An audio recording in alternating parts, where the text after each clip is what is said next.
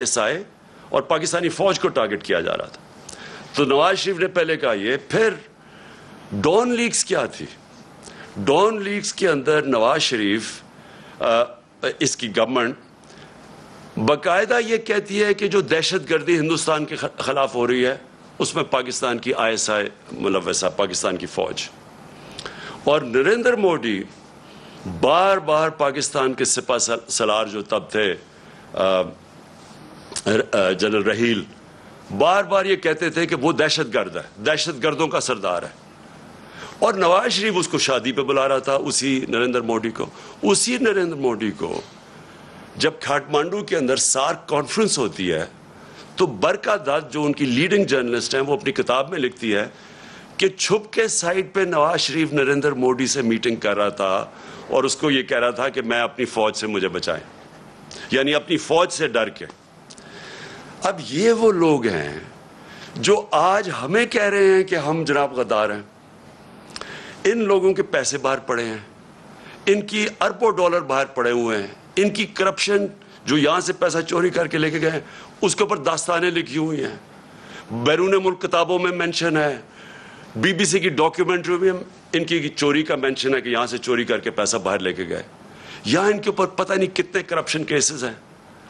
تو آج یہ بتایا جا رہا ہے کہ ہم اپنی فوج کے خلاف ہیں اور یہ اب محب وطن وہ پاکستانی بن گئے ہیں جو کہ آ کے ہمیں غدار کہہ رہے ہیں. دیکھیں یہ سازش اتنی خطرناک ہے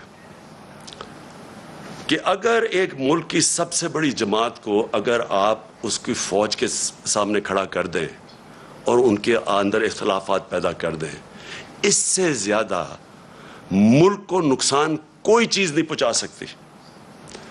میں 18 سال کا بھی نہیں تھا جب میں ایسٹ پاکستان میچ کھیلنے گیا، مجھے یاد ہے 1970 مارچ میں.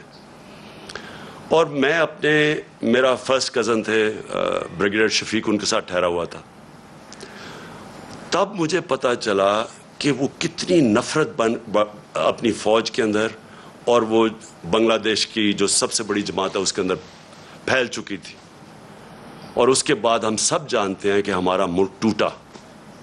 ہمیں پتہ ہے کہ ہمارا ملک جب آپ ایک سب سے بڑی جماعت اور فوج کے بیچ میں جو ہوا، یہ پاکستان کی تاریخ کا سب سے افسوسناک واقعہ کہ ہمارا ملک ٹوٹ گیا. آج وہی کوشش کی جا رہی ہے.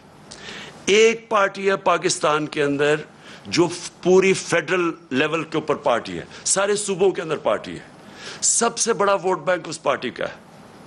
وہ پارٹی اوپر سے لے کے گلگت سے لے کے قبائلی علاقے سے لے کے کوئٹہ سے لے کے کراچی، سندھ، پنجاب، سارے ملک میں آج وہ سب سے بڑی پاکستان کی پارٹی ہے. اور یہ سازش کی جا رہی ہے، اور سازش وہ لوگ کر رہے ہیں جو اس بیرونی سازش کا حصہ ہیں، کولیبریٹرز ہیں اور وہ سازش کیوں کر رہے ہیں؟ اب میں بتاؤں ہوا کیا. پہلے ہماری گورنمنٹ گرائی گئی، انہوں نے سمجھا کہ ختم ہو جائے گا. یہاں جب گورنمنٹ جاتی ہے لوگ مٹھائیاں بانٹتے ہیں، وہ پبلک سڑکوں کے اوپر آ گئی.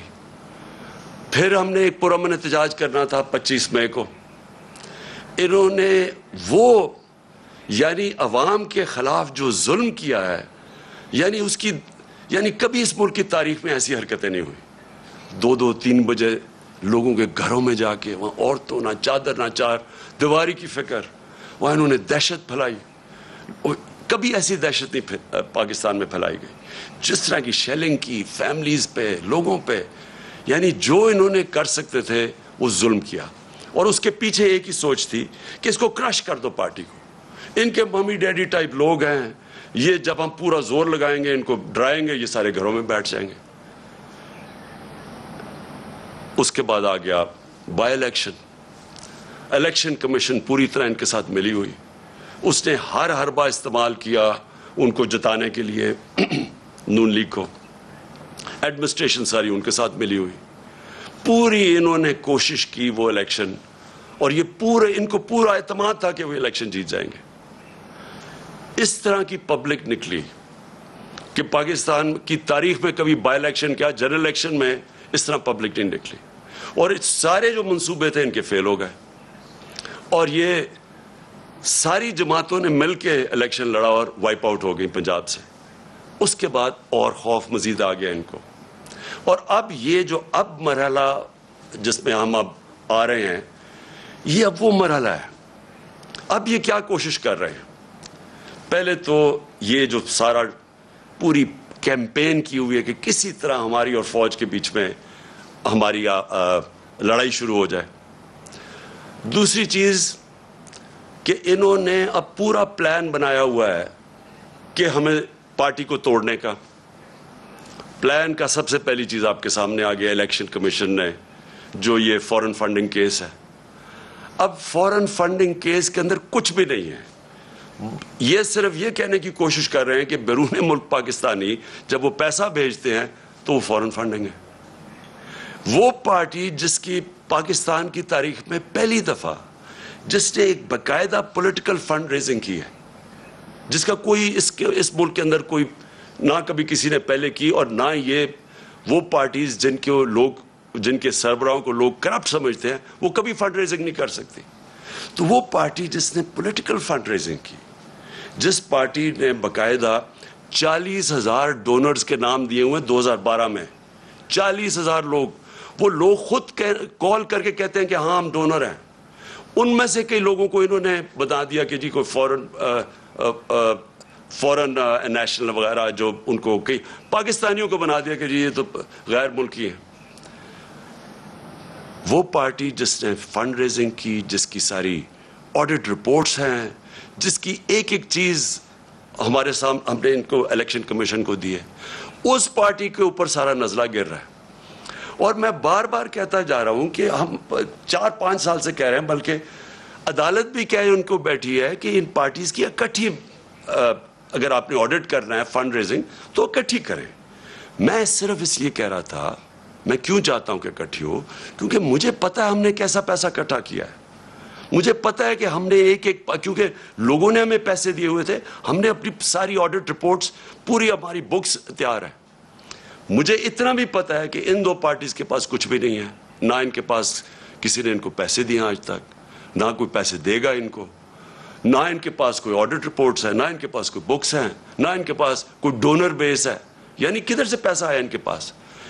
یہی الیکشن کمیشن عدالت کے آرڈر کے باوجود انہوں نے صرف تحریک انصاف کو کٹہرے میں کھڑا کیا ہوا, اور اتنی جھوٹی رپورٹ بنائی ہے, ایسی چیزیں اس رپورٹ میں لکھی ہیں جو جس دن میں چیلنج کرتا ہوں, جس دن اس کے اوپر صحیح معنی میں عدالت کے اندر یہ تفتیش ہوگی, میں یہ چیلنج کرتا ہوں کہ پاکستان میں یہ ثابت ہوگا کہ ایک پارٹی نے اس ملک کے اندر صحیح معنی میں پیسے اکٹھے کیے ہیں جو پولیٹیکل فنڈ ریزنگ ہوتی ہے.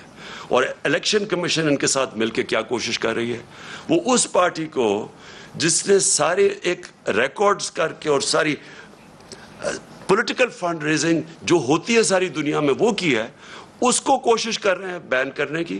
اس سازش کا حصہ, یہ وہی سازش کا حصہ ہے کہ کسی طرح, کیونکہ اب ان کو یہ آپ ہرا نہیں سکتے, الیکشن آئیں گے تو یہ جیت جائے گی, تو اس کو آپ ٹیکنیکلی ناک آؤٹ کرو. تو ایک وہ انہوں نے عارف نقوی کا نام لے لیا,